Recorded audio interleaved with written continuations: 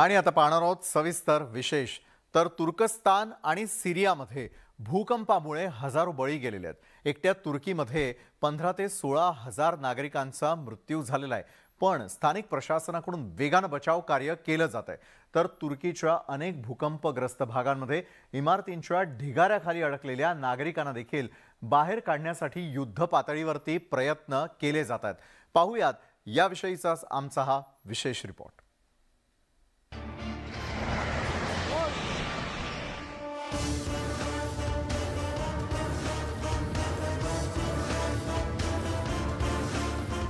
बर्बाद शहर, निसर्गाचा कहर, ढिगाऱ्याखाली अडकलेल्यांना मदतीची अपेक्षा। तुर्कीमध्ये सगळ्यात मोठं बचाव अभियान। तुर्कीचं बर्बाद झालेलं शहर,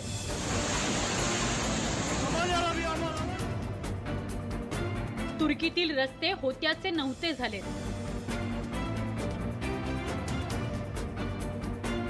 तुर्कीच्या शहरांचे आता भग्नावशेष उरलेत। तुर्कीत आलेल्या भीषण भूकंपामुळे इमारतींच्या ढिगाऱ्याखाली शेकडो लोक गाडले गेले। या ढिगाऱ्याखालून आपली सुटका होईल अशी प्रत्येकाला आशा आहे। आजही असंख्य लोक या ढिगाऱ्याखाली अडकलेत आणि बचाव पथकाचे जवान त्या लोकांना वाचवण्याकरता दिवस रात्र प्रयत्न करतायत।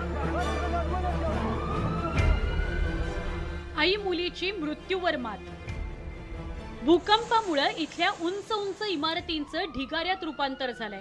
खरं तर इमारती इथल्या रहिवाशांचा आसरा होत्या, पण त्याच आता मृत्यूचा सापळा ठरल्यात।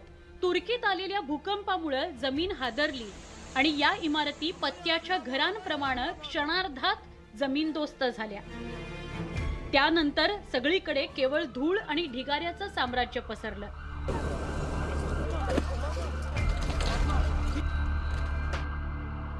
तुर्कीत भूकंप आल्यानंतर सगळीकडे एकच हलकल्लोळ उडाला होता।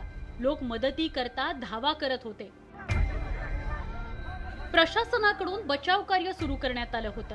इमारतीच्या ढिगाऱ्याखाली अडकलेल्यांना बाहेर काढण्याकरता अभियान सुरू करण्यात आलं। बचाव पथकानं शोध मोहीम सुरू केली। तेव्हा ढिगाऱ्याखाली अडकलेल्या 2 वर्षाच्या चिमुरड्यावर बचाव पथकाची नजर पडली।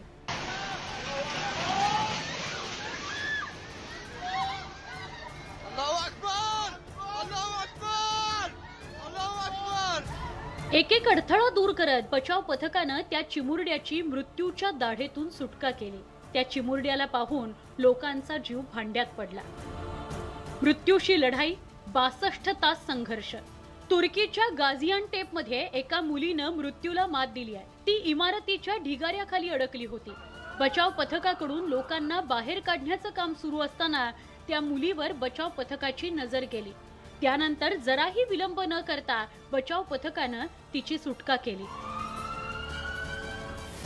हे संपूर्ण शहर एखाद्या ढिगाऱ्याप्रमाणे भासतंय, तर इमारतीच्या ढिगाऱ्याखाली अडकलेल्यांची सुटका करण्याकरता युद्ध पातळीवर बचाव कार्य केलं जात आहे। एक एक करत इमारतीच्या ढिगाऱ्याखाली अडकलेल्यांना सुखरूप बाहेर काढण्याचा प्रयत्न केला जातोय। मात्र या नैसर्गिक संकटामुळे शेकडो लोकांचा बळी गेलाय। इमारतीखाली अडकलेल्या आपल्या नातेवाईकांचा शोध घेण्याकरता लोक त्या परिसरात तळ ठोकून आहेत, तर दुसरीकडे आपले नातेवाईक जिवंत असतील अशी आस प्रत्येकाच्या मनात आहे।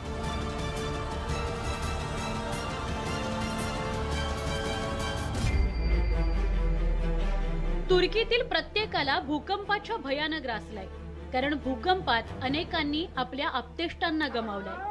प्रत्येकाची कहाणी अंगावर शहारं आणणारी आहे, पण अद्यापही इथल्या रहिवाशांनी आशा सोडलेली नाही। या नैसर्गिक संकटानं मात्र हजारोंचा बळी घेतलाय। भूकंपात जे गेले ते आता कधीही परतणार नाहीत, हे कटू सत्य आहे। Bureau report, news 18 Lokmat. भूकंपानं तुर्कस्तानला हादरवून टाकलेलं आहे, तर चोहो बाजूला केवळ विनाश आणि विनाशच पाहायला मिळतोय। एक एक जीव वाचवण्यासाठी प्रयत्नांची पराकाष्ठा केली जाते। तुर्कस्तानच्या कहरानमानसमध्ये देखील बचाव पथकानं एका इमारतीच्या ढिगाऱ्याखाली 3 वर्षाच्या चिमुरड्याला सुरक्षितरित्या बाहेर काढण्यात यश मिळवलंय. भूकंपामुळे तुर्कस्थानमध्ये एकच हाहाकार उडालाय.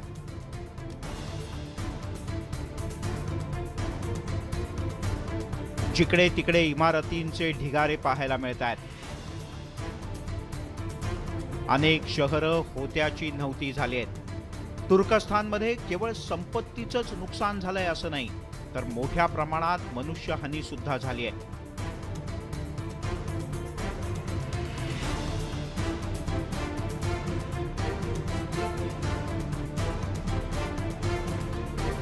हजारो लोक इमारतीच्या ढिगाऱ्याखाली अडकून पडले आहेत आणि त्यांना सुखरूपपणे बाहेर काढण्यासाठी प्रशासनाकडून युद्ध पातळीवर प्रयत्न केले जात आहेत. दिवस रात्र बचाव कार्य सुरू आहे. तुर्कस्थानमध्ये अभूतपूर्व परिस्थिती आहे. एक एक जीव वाचवण्यासाठी बचाव कार्यातले जवान जीवाचं रान करताना पाहायला मिळत आहेत.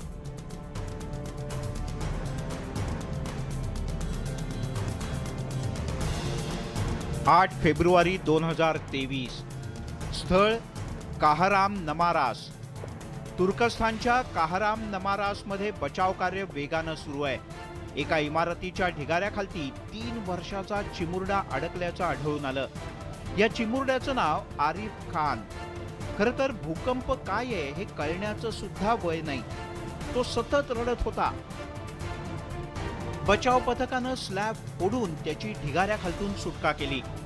भूकंपानंतर तब्बल 43 तासांनी आरिफ खानची सुटका करण्यात बचाव पथकाला यश आलं. त्याला उपचारासाठी रुग्णालयात भरती करण्यात आलंय. सोमवारी तुर्कस्थानमध्ये 7.8 रिश्टर स्केलचा भूकंप झाला. यानंतर काहरामनमारा इथे हजारो इमारती कोसळल्या. इमारतींच्या ढिगाऱ्याखाली अडकलेल्या नागरिकांच्या बचावासाठी सध्या मोठ्या प्रमाणात अभियान राबवलं जात आहे. Bureau report, news 18 Lokmat. तुर्की आणि सिरियामधील भूकंपामुळे अभूतपूर्व परिस्थिती निर्माण झालेली आहे आणि त्यामुळे या दोन्ही देशांना आता जगभरामधून मदतीचा ओघ सुरू झालेला आहे. भारतानं संकटात सापडलेल्या या दोन्ही देशांसाठी मदतीचा हात पुढे केलेला आहे. बचाव दलापासून ते जीवनावश्यक वस्तू आणि औषधांपर्यंतची मदत पाठवण्यात आलेली आहे.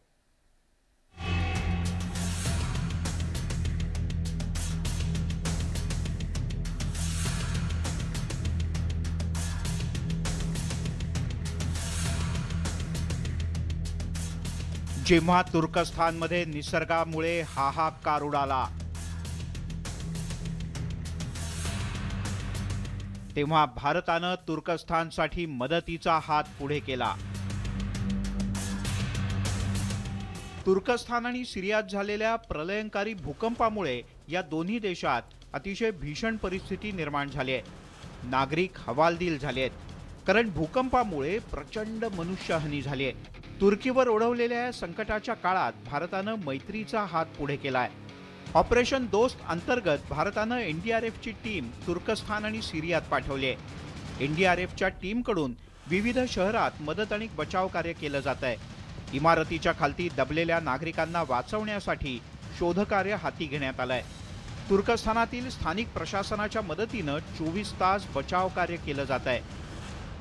101 एनडीआरएफ के जवान, जिसमें महिला पर्सनल भी एनडीआरएफ की शामिल है, वो पहुंच चुके हैं और दिखाते हैं इस वक्त C-17 ग्लोब मास्टर, जिसमें बहुत टन सामान, 75 टन सामान भेजा जा सकता है एक साथ. एनडीआरएफ की टीम के लोगों को आप देख सकते हैं. एक बस, ये जो C-17 ग्लोब मास्टर जा रहा है, एक बस, इसमें एक मिनी ट्रक और एक और गाड़ी आगे है. ये राहत और बचाव सामग्री है, आवश्यक सामग्री जो इस वक्त जरूरी है वहां के लोगों के लिए, एनडीआरएफ की टीम के लोगों के लिए, वो लगातार यहां तैयार करके भेज रहे हैं. आप देख सकते हैं. भारतानं तुर्की आणि सिरियात केवळ बचाव पथकं पाठवली असं नाही, तर G-17 ग्लोब मास्टर आणि हर्क्युलस विमानातून अनेक जीवनावश्यक वस्तू आणि अत्यावश्यक साहित्य पाठवायला सुरुवात केली आहे. एकीकडे एनडीआरएफचे जवान ढिगाऱ्याखाली अडकलेल्यांना बाहेर काढण्याचा प्रयत्न करतायत, तर दुसरीकडे त्यांना जीवनावश्यक वस्तूंचा पुरवठा सुद्धा केला जातोय. इस वक्त हम लोग मौजूद है उत्तर प्रदेश के गाजियाबाद के हिंडन बेस में। लगातार यहाँ आपको हलचल दिख रही होगी। भारतीय सेना के जवानों को देख सकते हैं। भारतीय सेना के जवान जा चुके हैं वहाँ, भारतीय आर्मी के लोग जा चुके हैं। फील्ड अस्पताल के साथ 99 आर्मी के पर्सनल जा चुके हैं और इस वक्त राहत और बचाव सामग्री जो ये C-17 ग्लोब मास्टर है, जो कि बड़ा मालवाहक पोत है, वो आपको तस्वीरों में नजर आ रहा होगा। और भारतीय सेना के जवान लगातार राहत और बचाव सामग्री के साथ, जो हमें इस वक्त दिख रहा है, मेडिकल सामग्री के कार्टन आपको दिख रहे होंगे। इसके अलावा कुछ क्लोथिंग भी आपको दिख रही होगी जो इस विमान के जरिए भेजा जा रहा है। खाद्य सामग्री भेजी जा रही है, खाने का सामान भेजा जा रहा है। बचाव दलाच्या सोबत श्वान पथक सुद्धा पाठवण्यात आली आहेत। भारतीय लष्कराचं वैद्यकीय पथक सुद्धा तुर्कस्थानला पोहोचलंय। भारतीय सैन्यानं हाताय शहरात फील्ड हॉस्पिटल उभं केलं, जिथे जखमींवर उपचार केले जात आहेत। क्या क्या सामान ले जाया जा रहा है? कंबल, क्योंकि वहां ठंड है अभी। इसके अलावा क्लोथिंग, मेडिकल की जरूरी जो सामग्री होती है वो ले जाया जा रहा है और तमाम वैसी चीजें ले जाई जा रही हैं जो वहां के माहौल में जरूरत पड़ सकती है। एनडीआरएफ की टीम के लोगों को वहां भूकंप प्रभावित लोगों को मदद पहुंचाई जा सकते, वैसी चीजें ली जा रही है। आमतौर पर C-17 ग्लोब मास्टर में लगेज के साथ 300 लोग बैठ सकते हैं। ये बैठने की आमतौर पर व्यवस्था होती है।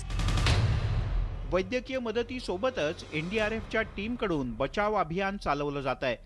थंडी आणि बर्फवृष्टीमुळे बचाव कार्यात अनेक ठिकाणी अडचणी येत आहेत, पण या बर्फाची तमा न बाळगता भारतीय बचाव पथकाकडून मदत कार्य केलं जात आहे।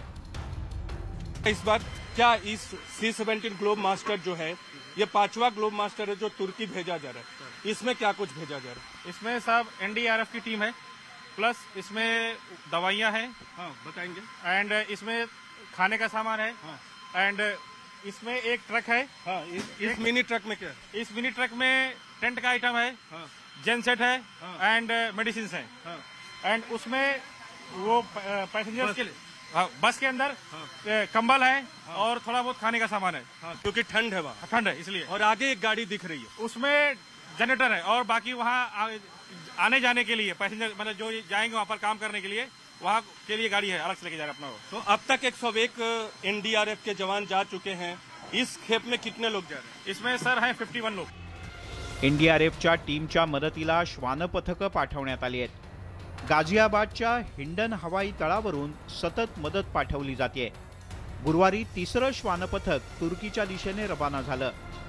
एनडीआरएफ की 2 डॉग स्क्वाड की टीम पहले ही तुर्की भेजी जा चुकी है और 2 डॉग स्क्वाड की टीम C-17 ग्लोब मास्टर के जरिए फिर भेजी जा रही है। आप देखिए, बॉब और रॉक्सी नाम बताया गया हमें। इसका क्या नाम है? ये बॉब है और वो रॉक्सी। तो ये क्या करते हैं वहाँ, कैसे काम करते हैं?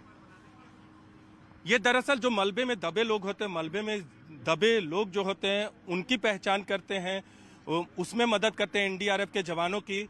और देख सकते हैं ये जो खास इक्विपमेंट है जिसमें बंद करके ले जाया जा रहा है। पहले भी 2 टीमें डॉग स्क्वाड की भेजी जा चुकी है एनडीआरएफ के।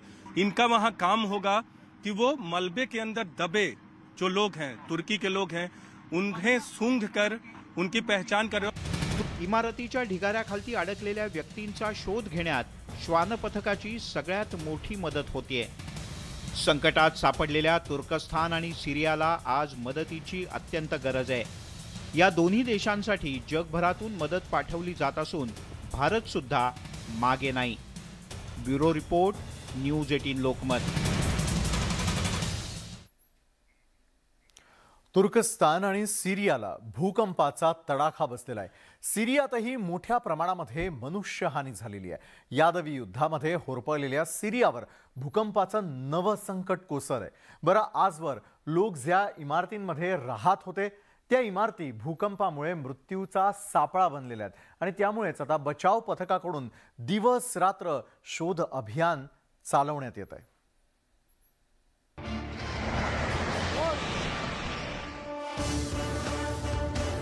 तुर्कस्थान प्रमाणेच सिरियात सुद्धा भूकंपामुळे हाहाकार उडालाय।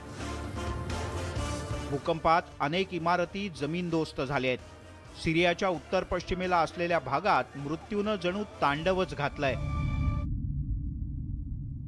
इमारतीच्या ढिगाऱ्याखाली अडकून शेकडो जणांचा मृत्यू झालाय। या पार्श्वभूमीवर अतिशय वेगानं बचाव कार्य केलं जात आहे।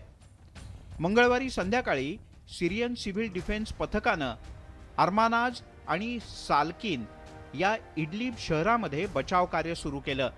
यावेळी बचाव दलाच्या कर्मचाऱ्यांनी एका इमारतीच्या ढिगाऱ्यातून लहानग्याचा आवाज ऐकला। यानंतर बचाव दलानं वेगानं ढिगारा बाजूला करायला सुरुवात केली।